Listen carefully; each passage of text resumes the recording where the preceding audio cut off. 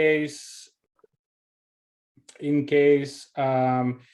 we would like to have this as a safe space. So in case someone approaches you in the chat or otherwise in an inappropriate manner, please directly message one of the co-hosts, that is me, my colleague Emil, or our colleague Aida, and please report the issue so we can take the appropriate measures, meaning remove the person immediately. I don't think this will be the case, but just in case you feel somehow threatened or harassed, please let us know so we can keep this the safe space that it is intended to be. So these were the technical things, and now we go ahead with the webinar itself. I'm going to share my screen now, so we can start with a short context introduction, and then we'll come back a bit to know about who is in the room. I am sharing the screen now. So as you all probably know, because you registered for this event, our webinar is called How to Engage Roma and Other Minority Groups in Youth Activities. And it is part of a bigger process that is going on. And it is a project, an initiative, international initiative that we are working on. We called it Be Inclusive. The European Union, the European Commission will be very happy to, if I tell you that this initiative is supported by the Erasmus program, and it actually aims to increase the diversity, equality, inclusion, and participation of all young people in various youth work activities. This project is led by our partners from Lithuania, which is the organization is called Global Citizens Academy, and Indre is here with us on the call. That is the coordinator of the project and the leader of this organization. And along with Lithuania, we have a couple of more countries. You can see the logo of our partners on the side. This is us from Pro-European Network in Bulgaria, Shansa from Poland, Kathaya Intercultural from Spain, and TMD 2000, I'm sorry, from Italy. Davide is with us on the call, and Aida is with us on the call from Kathaya Intercultural. As part of this project, we've done some research and some great resources that will be soon available, but I'll come back to you to this later. There is a manual that we're working on basically aims to support different youth organizations on how they can be more inclusive. In the meantime, every of the partners is doing some testing of these resources on local level. That is actually currently undergoing. And of course, we are disseminating everything that we've learned and built together. And as part of this dissemination, we also organize this series of webinars. Before I move on, just a short heads up that at the end of the webinar, I will share the link to this presentation, so you'll be able to actually access everything that's on it, including the links to the different resources. So don't be alarmed if you want to catch something, but you don't have the chance to do it. So this is our third webinar, actually. We started in November with a webinar called What is an Inclusive Youth Organization? And then in January 2022, we organized another one on how youth organization can practice inclusion during COVID. And then we decided to focus more a bit on how do we engage minorities, and particularly our focus today will be Roma, but we will of course talk about engaging other minorities in youth organizations. And then we have two more webinars to come. You can see their titles on the screen, and I will come back to them at the end as well. So if you are interested, you can follow. And I am immediately answering the question on the chat. We still have not made any webinar public, but we will definitely let you know, because even if you miss the first those two, you'll be able to catch an edited version of them that will be available online later. So you'll be actually able to go through all of the webinars when the whole process is done. All of them will be online, as I said already, in an edited version. And I'm going to just say a couple of words about how today is going to be the structure of our webinar. After these technical and contextual issues, we are going to make a short check on who is in the house, who is on the call today. And then we are going to dive into the topic, starting with what are the barriers that some minority groups face to engage in youth activities. And actually, most of the time today we will spend on a case study that we have at Pro-European Network in Bulgaria. And I'm going to go through, because the idea is that we don't stay on the theoretical level, but we start from a good practice that is there and learn from it. And this we are going to do in 3 steps, basically. We're going to say a couple of words after that on how this case study that is mainly based on engaging young Roma, how we can maybe use this learning to think about the engagement of other minority groups. And at the end, we're going to also look at some ethical issues on this topic. And of course, as long as we have time, we will have, depending on how much time we have, we'll have a very short or a bit longer Q&A session, so we can answer your question or hear for your practices that we're very open to. But there will be also other ways that you can participate in this in today's seminar. So we will start with the question of who is in the house. I'm going to launch a poll on Zoom. It will have 6 questions, and I'm going to ask you to answer all of them. Please be aware that this is completely anonymous poll, meaning that we have no way to trace the answers to any of your questions. And I'm launching the poll now, and I will give you a minute to go through the questions shortly.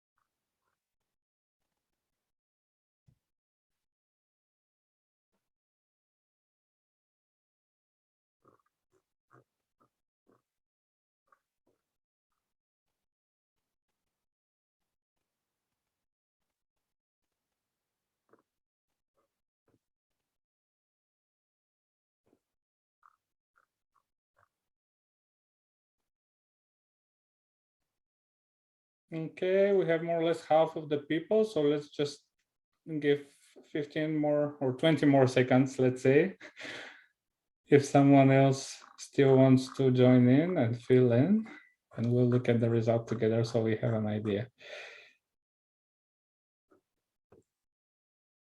And I can see in the meantime, people are also saying hello from their respective countries in the chat. I endorse this self-organization. You can use the chat, of course, to communicate with others. Okay.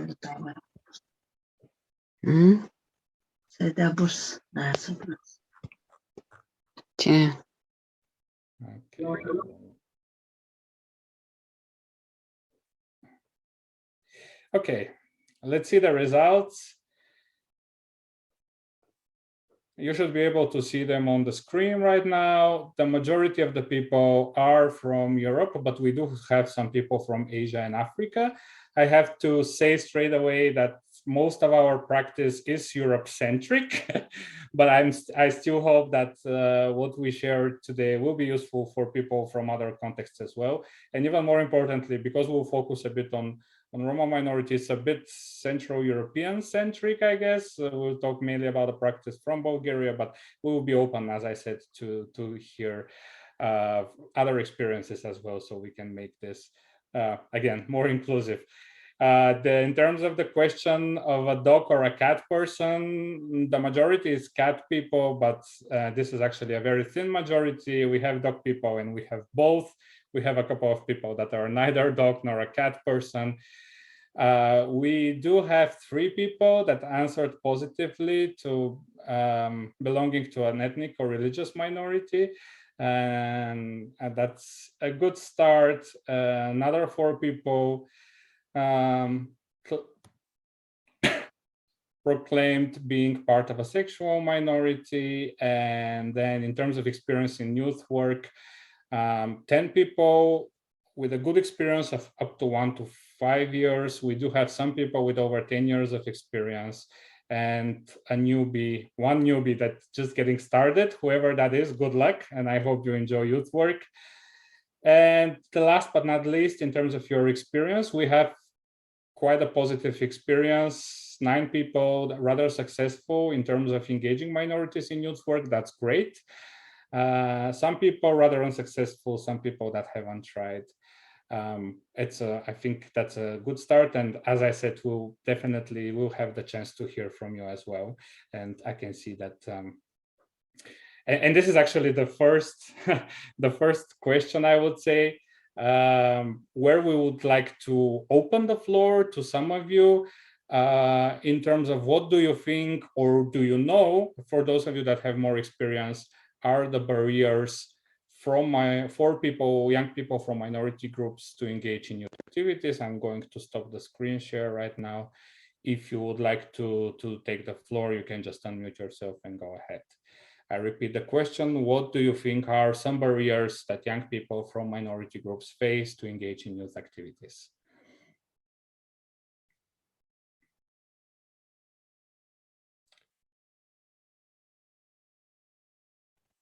Anybody?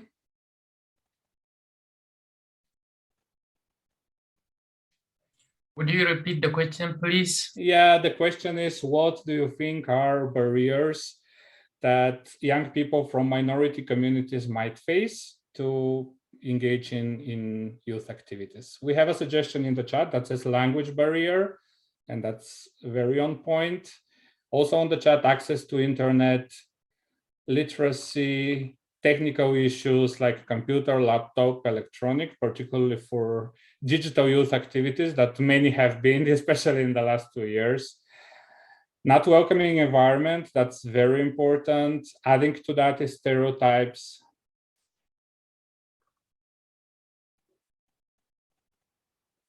Not being informed about these opportunities, that's great. So that is access to information, and lack of networks, as it is said in the chat. And lifestyle and environment, societal marginalization and prejudice. Prejudice again, that's linked to stereotypes. That are actually some very, very on point, I would say, suggestions. And this is the point that I would also turn to my colleague, Emil.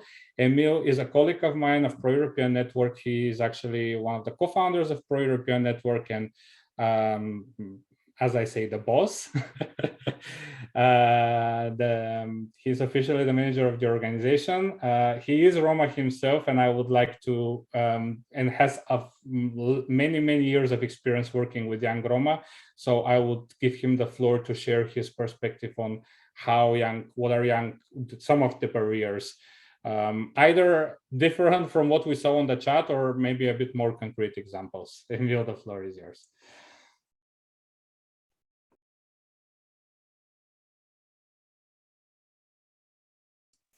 Yeah, because I'm co-host, I can unmute and mute myself. So yeah, sorry.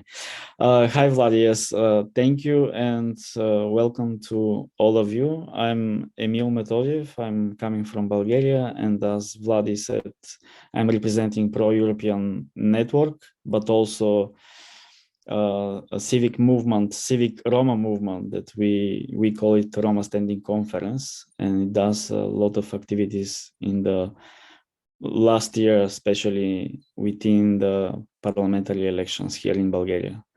And in terms of barriers, and I saw all you said, and it matches the experience that I have over 15 years now. It matches what you are saying. And I'll start by maybe the very general one that on transnational level or European international level, there are no policies or even mentioning Roma in any documents related to youth or not only youth. And I should a bit say that I cannot distinguish Roma youth and youth, because for me it doesn't like it. There is no Roma within any documents that are touching the development and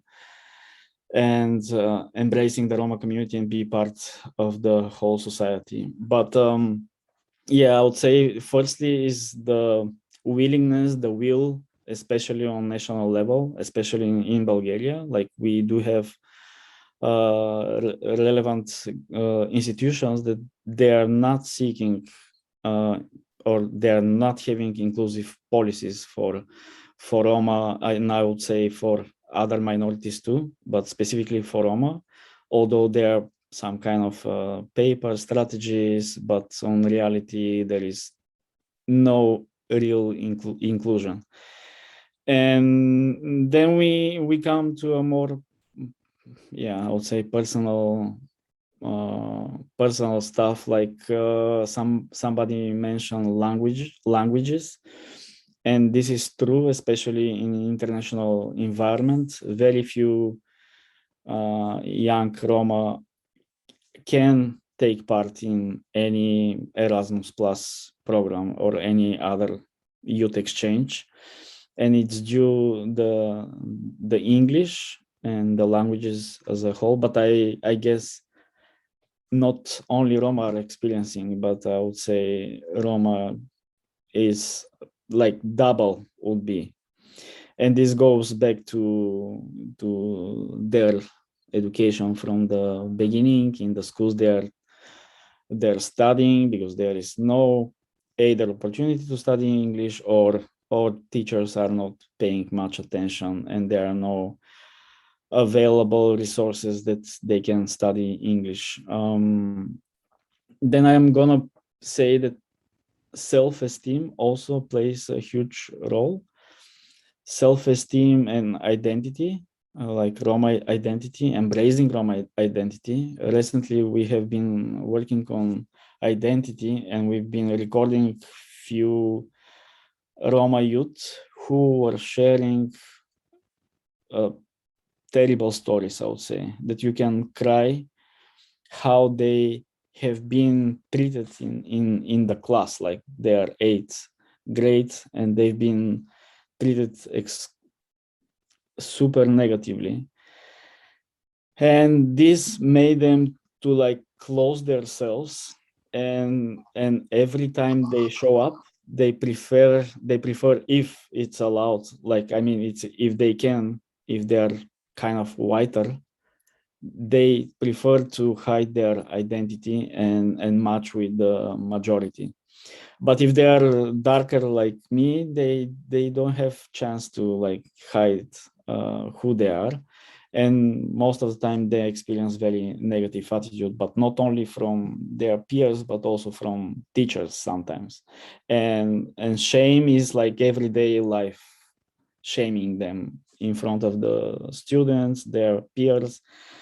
So self-esteem is a huge barrier for a Roma youth to take part in any seminar, even like this one online. And but yeah, I should say something positive. Like when we when we get them on board, they're like so, like they feel the freedom, because the environment is like safe. Somebody said safe environment and attitude. And yeah, when they feel that there is safety and the environment around them is open enough just to say hello, welcome, and a normal attitude, then they start wandering and start going to meet everyone and then find how they can take further their participation. Another barrier, I would say, is you know how partnerships work these days. I mean, not it's from maybe a decade.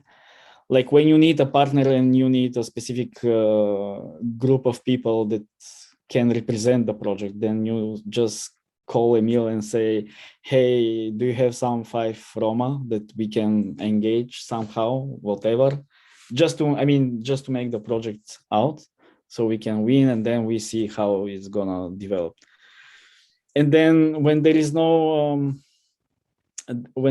like real partnership or building this space and make those youngsters to feel that they are important as everybody, it doesn't happen. Even if the language is fine and we find a proper translation or whatever, we need still the relationship within this partnership, if is not very honest, everybody can feel it, and then we feel like, okay, we are here, but we actually don't belong here. We just are kind of used so we can have that project.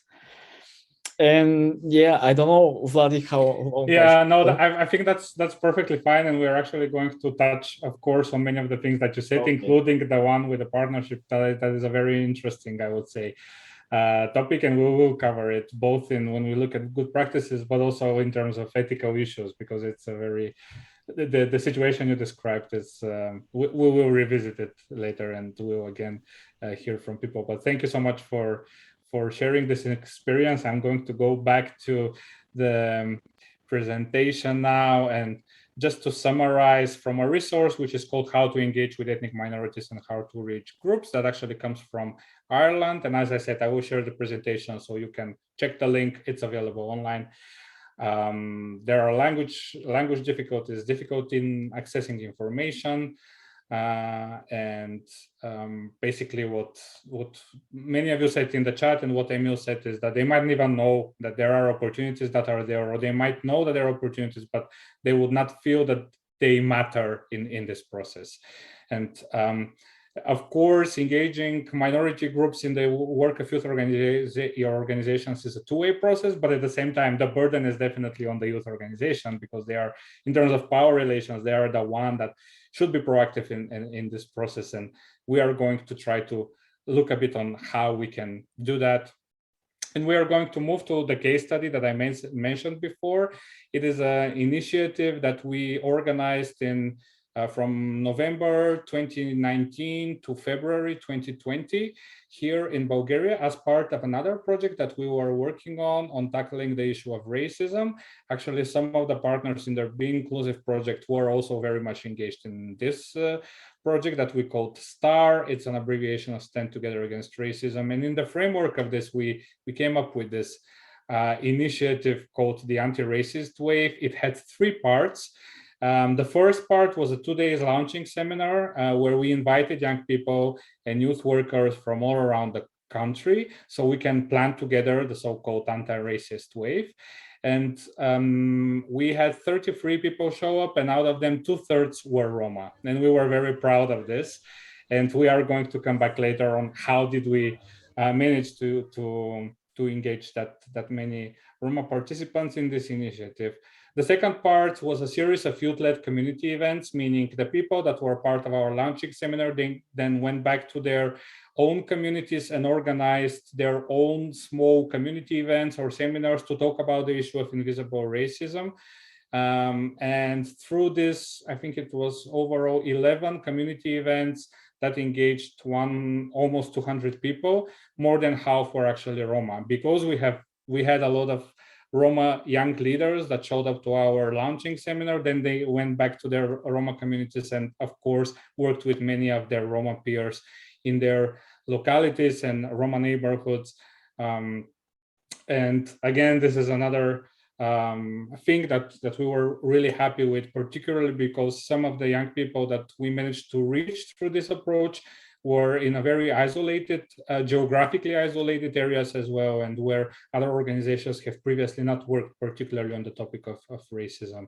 And then we brought everyone back together, all the youth leaders back together to report and evaluate what we have done. And this is the overview of the case, and we are going to look a bit on, after we analyzed it, why did we think that we were so successful in engaging Roma in these initiatives. But before that, we would like to, this is just a photo of the initiative. Before we do that, we would like to hear actually two of our Roma leaders that were engaged, that were part of this process. I apologize, the recording is lagging because this is part of a Facebook feed that was streamed live and the internet connection was not great.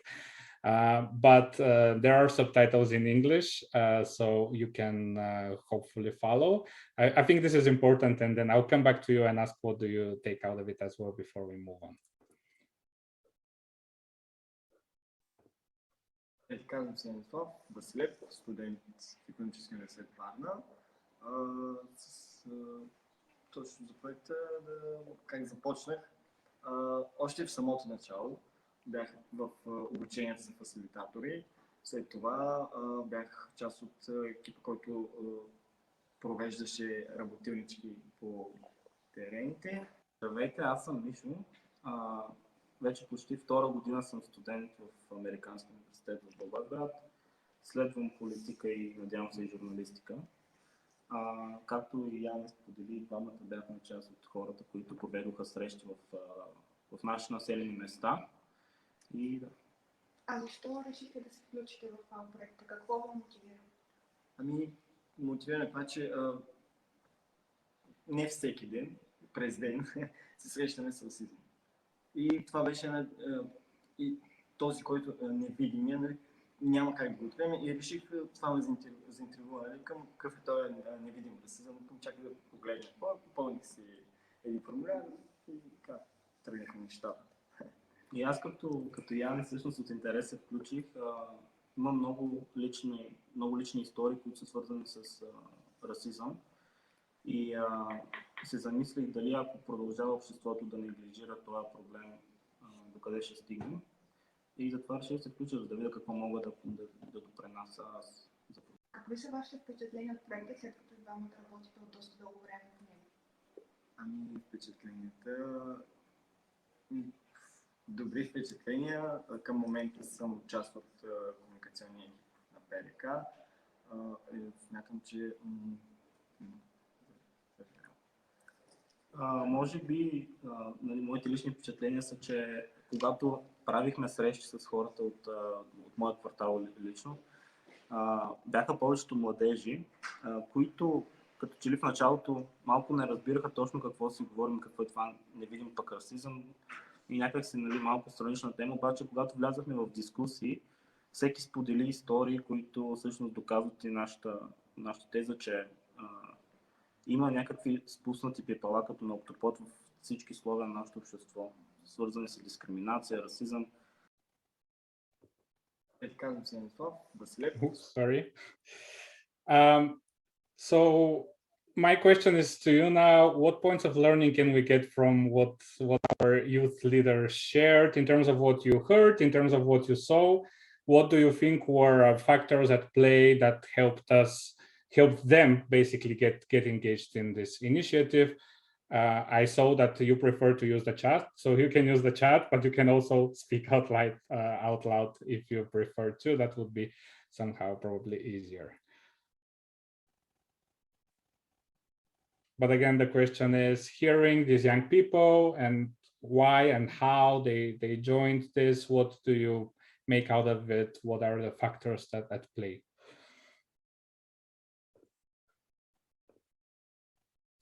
They wanted to use their experience to benefit other people. Okay.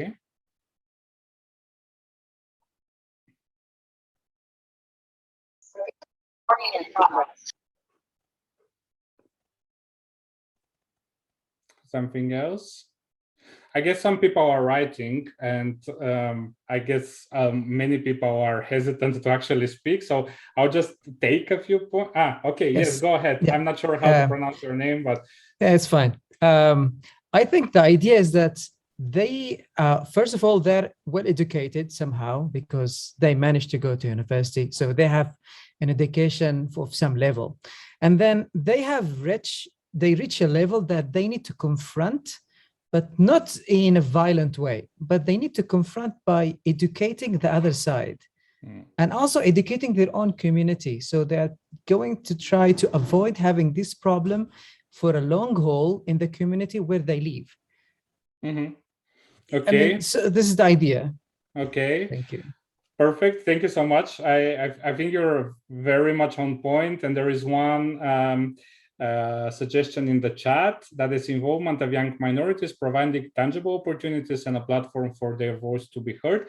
And I would actually like to stress that, because I don't know, there was a reason why we decided to leave this party, and where one of the guys, Yanni, who said that as somehow also as a result of him joining this project, he then became part of the communication team of Roma Standing Conference, because we were not only interested, to find some young Roma to throw in the project, but we were also interested to provide them with opportunities for their professional development as well.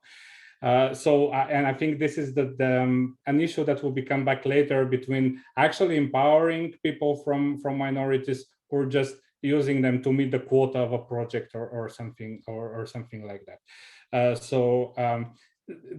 I would say my take from this would be, or I would highlight as well, that when we try to engage people from minorities, we should also think of how we can interact with them on the long term, and what kind of opportunities we can provide them that can help them further. Genoveva has her hand raised, so yes, you can go ahead.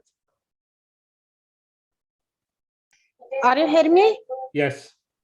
Okay, I don't want to show my face. I feel. That's fine. Thank you.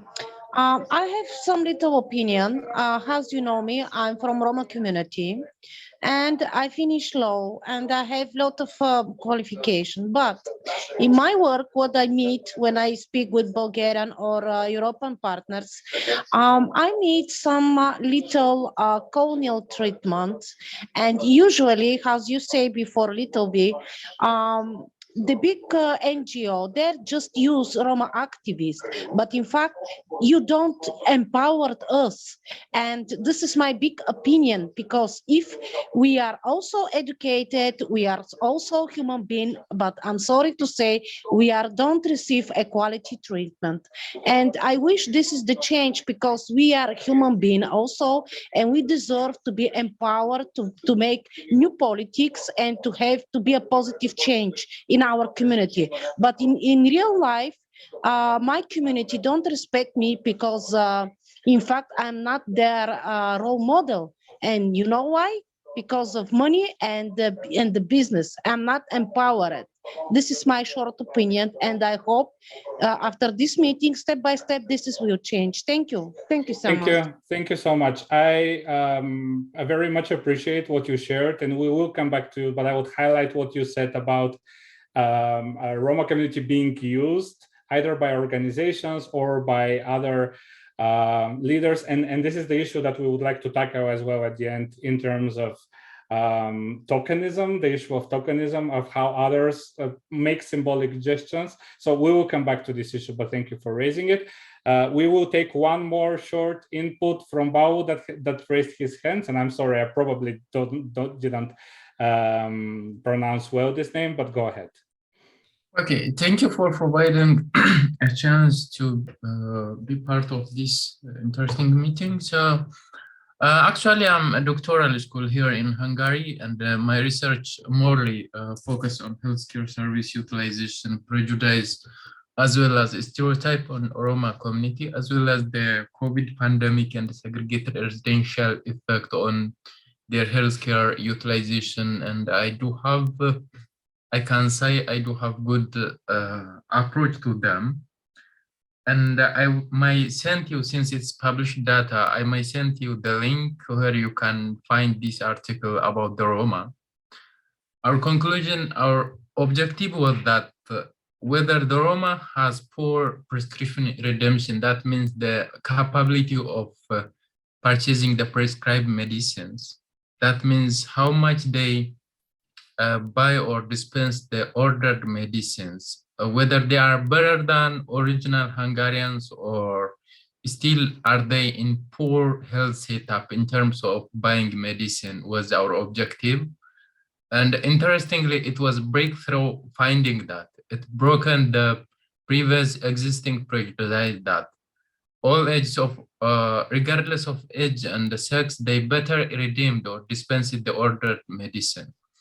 And from from this point of view, we decide that, I mean, we conclude that it would be better they can meet and achieve healthcare service utilization if there is organized empowerment of Roma in Hungary, and this could work for throughout across Europe as well as Central and East European countries, since they were highly distributed throughout these regions. It was true that we have a project so-called Preventive Public Health Model Focused Program here in Hungary that is cooperatively working with a Swiss organization on health, specifically on Roma population. And the point is that rather than giving direct intervention, it's better to understand their setup, their living system, their thinking, their thoughts, and internal insights to empower them. So it was really, it has been fruitful project, and they start to change the way of thinking, the lifestyle and everything. And I might send you, if you are interested, I'm sending you Fatkov, if I pronounced it correctly. You can see this article as well. It was the only optimistic view and optimistic finding. We didn't create it, but we got the finding from the research. Thank you. Thank you, and thank you for taking. I think it's valuable that we can take learning also from other fields, like in this case, the field of healthcare, and how we can basically learn in terms of engaging young people, because our focus today, of course, is youth work, and youth work would not be able to fully solve all the issues that the Roma population face, that we all know are huge and very, like I will quote Mishu from the video, that they go in all the layers of social life. But we can learn from other aspects as well. I am going to go back to the presentation now, because we are, of course, running out of time, but we would like to share a bit on our findings in terms of taking you back to our anti-racist wave.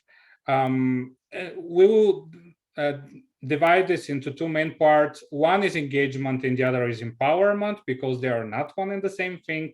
In terms of engagement of young Roma, analyzing back on how did we manage to be successful in terms of engaging many young Roma in our anti-racist wave initiative, we came back to the following points. One is building trust, but I would like to highlight deeply that this is a very long-term process. It does not happen overnight. And we've spent years basically as an organization to build trust with different Roma communities, being part of different initiatives, but also taking political stand, sharing a lot of information that concerns young Roma, and gradually becoming part of different groups and networks that concern Roma. And then the other thing that I would like to highlight even more is diverse and trained staff. I think one of the reasons why our initiative was so successful is, of course, because we have Emil as not only as part of our team, but as the leader of our team, and he has his own networks of connections and relationships in the Roma community, in not only among young Roma, but also among Roma activists that on turn can pass information to young Roma. So diverse staff is one thing, trained staff is something different, and it is particularly important. And I would like to highlight again, this is something that we also highlight a lot in our guides within the Be Inclusive project, that we need to train our staff on anti-racism as well, if you would like to have youth organizations, because sometimes we could have well-meaning staff members who, however, don't have the needed sensitivity to run processes in a way that are really respectful, engaging, and empowering communities. And this takes time and efforts to train and build. And once again, something else that I would like to highlight, maybe you heard Yanni, one of the two guys that we saw in the video, who said, I was part from the very beginning. I was part of the training for facilitators. We particularly took into consideration engaging young Roma from the very beginning of our initiative, train them as facilitators that can then in turn deliver trainings, so that we also are not in the situation where non-Roma white people go around doing anti-racist trainings without actually having Roma people having the agency to talk on their behalf. The other thing is targeted outreach, and all of these are actually interconnected. But we did, and I'm going to go back to Emil very shortly for 30 to 45 seconds, because Emil was, of course, I think the main outreacher in terms of spreading information about the anti-racist wave. If he can shortly share with us how did he do that?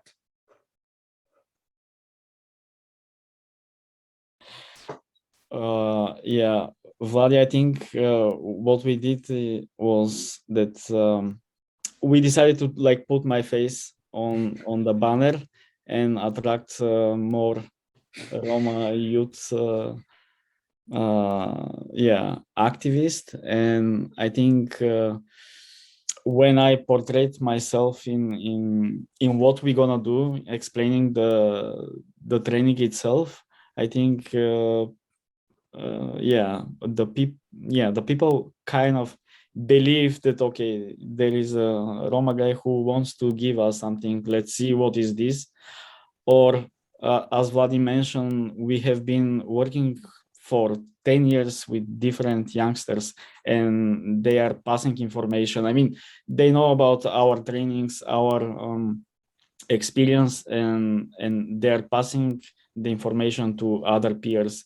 And I would say they go like a group. If that guy comes, then I would like to also come, and can I bring my friend? He is very interested, and I think it becomes a group, a cohort, I would say, that is rolling, and every time new people are coming. And but I think, yes, basically I was more visible, and I was more kind of interacting with people to get them once, and then they stayed longer. Yeah, that's true. I actually forgot about it, but we did put your face on I think because we tried different communication stuff, but I think it was when we put your face and invited people, this is where we got the spike in people subscribing. And the other thing that you said, I would also like to highlight, is that there is really a chain reaction. When we have some people, then they bring their friends or tell their friends about it, and they say, oh, this is cool, this is a safe environment, we talk about different issues. So this is definitely one way, but I forgot this was actually very important, that we put your face there. And there are so many people that actually know you personally. They don't necessarily know the organization, the name of the organization, Pro-European Network, but they know Emil. They've met him, they've seen him in different Roma-related events and meetings and communication. And then this sometimes can be a powerful tool as well.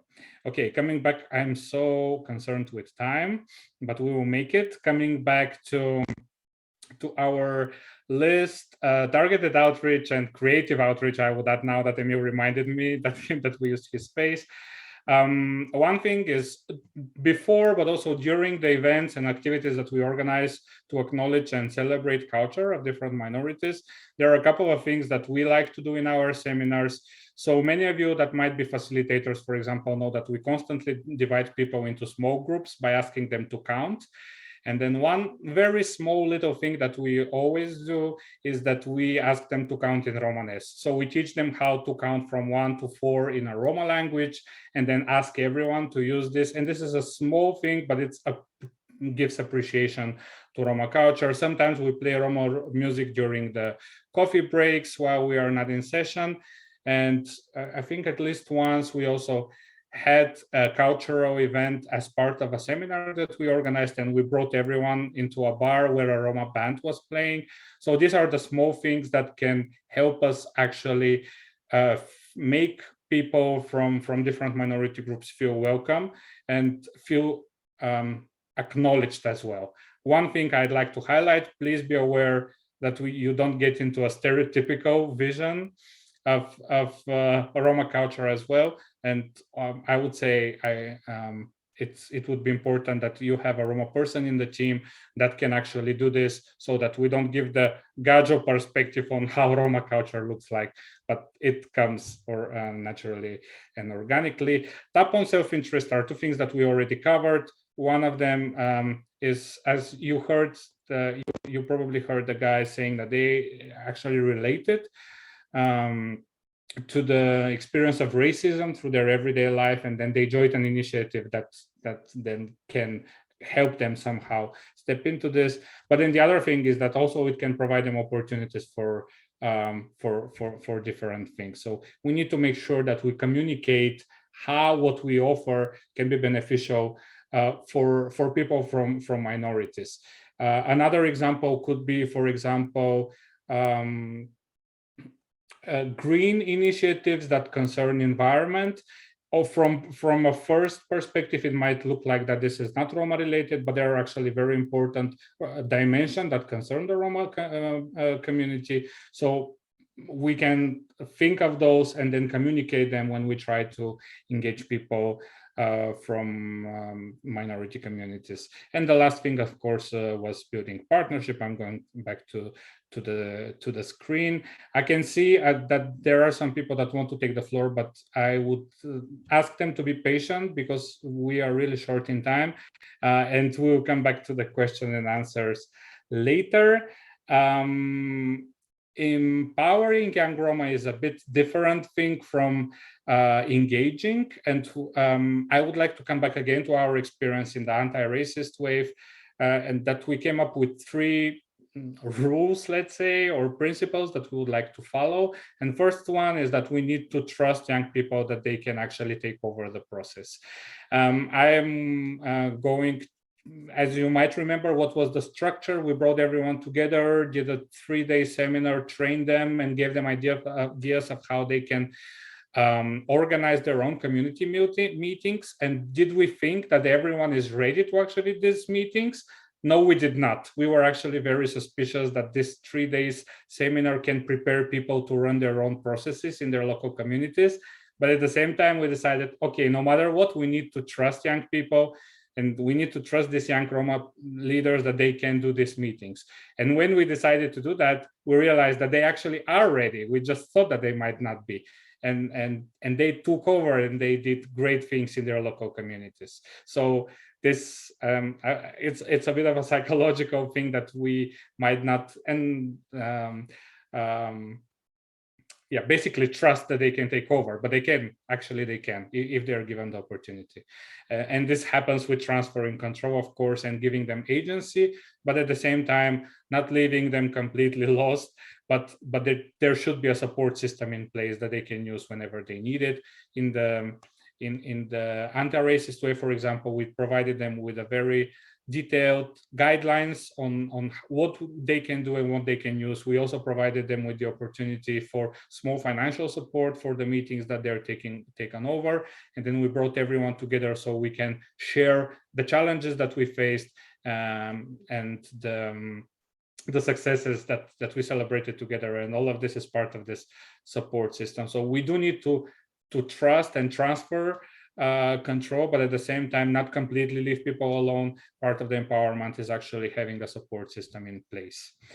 And I'm going to just say here, because we will not have a time for discussion, that many of the things that we just said that came up from our practice of engaging Roma actually relate to other minority groups as well, in terms of building trust, in terms of having the diverse and trained staff, in terms of the targeted outreach as well, celebrating culture, tap on self-interest. I personally have a lot of experience in working with the LGBTI community, and I can tell you that many of those things relate completely. There might be some specifics, but unfortunately we don't have time to go through this. We are going to go through a very short exercise and then take a couple of minutes just for question and answer. And these are some of the things that we have already tackled on. We are going to play a short game called Empowering or Tokenism. For those that you might not know what tokenism means, it's basically making a symbolic gesture to show yourself as being inclusive, but not making the work to deeply reconstruct your policies and practices to be inclusive. So it's basically caring more about the optics of being inclusive rather than being inclusive itself. So what we're going to do is we're going to look at 3 very short case studies, and I would like you to decide if this is empowerment or tokenism, and express your opinion with the Zoom reactions. You should all have access to your reactions. They should be on the top of on the bottom, I'm sorry, of your screen. So the first situation, we have a teacher in a predominantly Roma school, and we have a youth center that calls them up and says, can you bring a group of your kids to the anniversary of our youth center, so that that would look great on the photos, and also there will be food. So if you think that this is empowering and quality engagement of Roma in the activities of a youth center, please give a heart reaction. And if you think that this is rather tokenism, then please give a reaction. How do you call that in English? I don't know. Okay, we have, okay, someone is even angry. But yeah, we have the majority of people seeing this as tokenism. From the information provided, yes, this definitely looks like tokenism. Someone cares more about the photos than actively engaging Roma people in the youth center. Another case study. So this is from an email. This is actually from an email that I have received in the past. And the email was saying, so we have this project, and according to it, we need to engage 5 to 6 young Roma in our activities. Can you help us out? And again, if you think that this is tokenism, give the surprised, let's call it surprised reaction. If you think this is empowering, you can give them heart. Okay, it would be interesting actually to hear some of your opinions, but of course we don't have time for it. I just want to say my response, this might be a very well-meaning person that really wants to engage with Roma, but my response was, I'm very surprised that you decided to be part of this project without having a long-term strategy of engaging with the Roma community. And then we actually helped them out, and we figured out a way that this can be meaningful. But the way that the initial phrase was constructed definitely made me feel uncomfortable and made me feel like someone cares more about meeting the quota of their project rather than actually empowering or working meaningfully with young Roma. And just to stress one thing more, tokenism can have financial attributions, because that means that someone that doesn't have access to Roma people won a project that basically requires you to have access to Roma people. That means funding went to an organization that does not actually work with Roma, and it might have gone to an organization that is a Roma-based community organization, or not necessarily Roma, but that has invested long-term strategies in engaging Roma. So at the end of the day, this can be also a question about money. And last but not least, so there is the youth organization, and during their board meeting, one of the members says, we are happy to see that our group of young people is more diverse, but this does not reflect our staff. let's try to identify some minority leaders and invest in them to join our staff. Do you see this as empowering or tokenism? You already know how to make your call.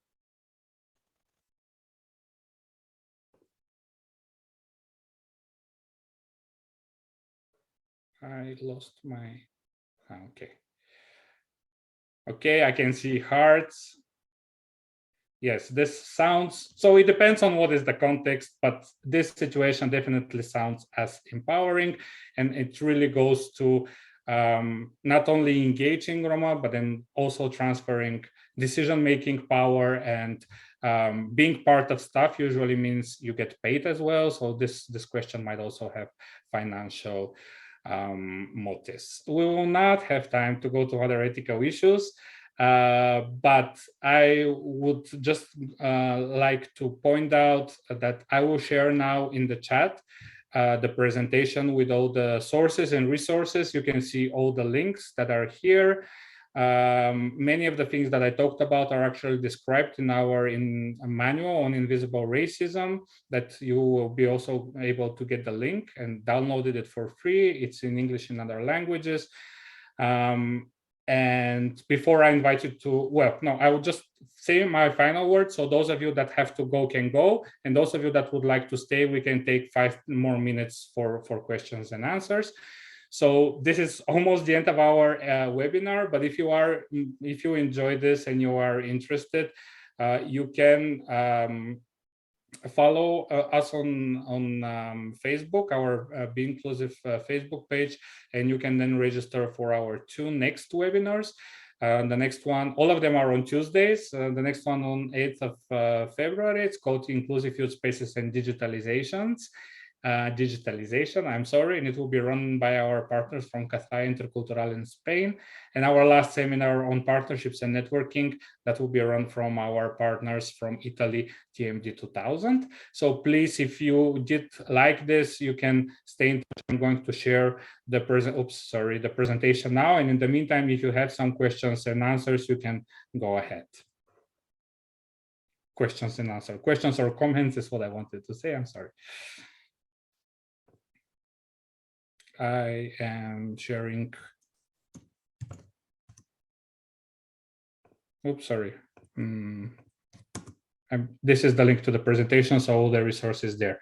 We'll hear from David first, and then Genoveva. Thank you. Hello, everyone. I'm a youth activist based in Belgium. And in terms of numbers of Roma youth, it's not quite profound as, for example, in Bulgaria.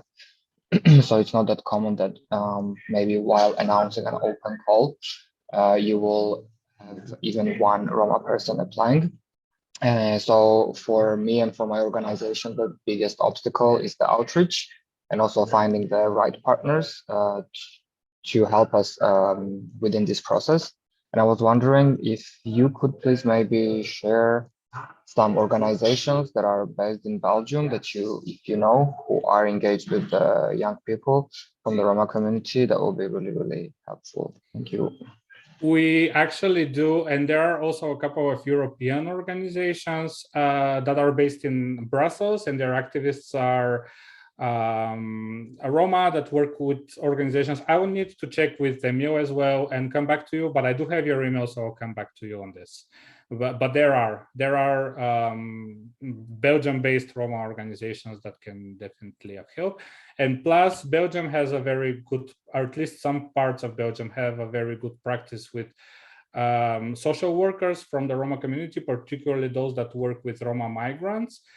So these contacts can be helpful for you as well, because they can give you some access. And just to highlight something, I didn't want to discourage anyone from approaching Roma organizations and offering partnerships. On the opposite, just make it in a strategic way, in a sustainable way, and in a way that will also benefit the organization as well, rather than just using it as a way to get funds, for example, for your organization. But apart from that, we definitely encourage everyone to network more with Roma organizations, but just make it in a meaningful, respectful, and sustainable way. Genoveva? Are you hearing me? Yes.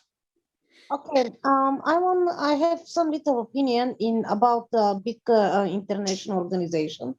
My little opinion is why we haven't more Roma activists in staff. Not only in staff, I mean in the people who take decision in big international NGO, because our community, Roma community in Europe, we need somebody who protect our problems, who search decision for our life. I think should be changed. What I mean, just to improve our administrative capacity and give chance to grow up in politics in big European NGO. I think this is still not changed. This is my opinion, and this is true. And because we are not Mickey Mouse, we're a human, but you, in fact, people from European institution, from big organization in Bulgaria, in all Europe, they don't treat us equality. This is my opinion, and this is make me feel like the time in colonial treatment. You know, people in Africa. I feel myself like African, not like a European citizen. This is. I completely agree, and I think it's all up to us to basically hold accountable different organizations, not only big international organizations. That's why I highlighted that it's important also for small youth organizations, as long as they can afford paid staff, of course, but to think about diverse staff, to think about decision making and engage Roma in all these processes, particularly if we try and have a long-term strategy to support the Roma community. It's absolutely crucial that Roma people are part of the decision-making process, that are around the table, and this should be on all levels. Yes, definitely in big international organizations, but also in national organizations and even in local organizations. So I completely support you, and I think it's up to us to raise enough awareness so we can actually hold people accountable. Thank you so much to everyone that joined in. Great tips in the chat. I also would like to comment to more things. Visuals are important. I could see Adriana has the Roma flag on her as a profile photo, and I don't know if you saw that, but on the video that we saw, the two guys that were talking, we also had the Roma flag behind. This is part of the little tips that we can do to appreciate Roma culture. We can do it also with other minorities. I don't know if it's visible, but I have the rainbow flag always somewhere in the back of my video chats, and it's another way to show appreciation to my LGBTI community as well. So there are these things that we can do to support this. Once again, thank you so much for the active participation. Those of you that still have 1 minute, I will launch an evaluation poll that you can do before you go. If you do have to go, please don't worry and do it. We know that we are over time anyway. But once again, thank you. And I hope I'll see you in our next seminars, in our next webinars. Make sure to subscribe if you're interested. The evaluation poll is launched.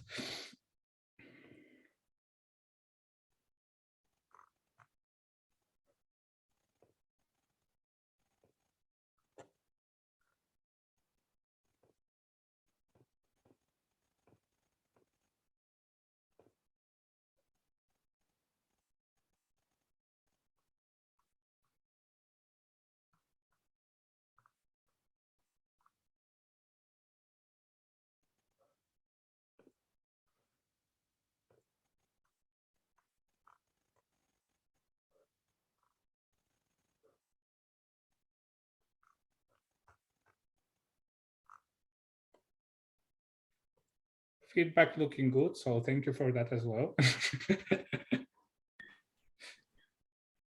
Should I close the recording or do we leave it? Yeah, definitely. You can stop the recording. Okay.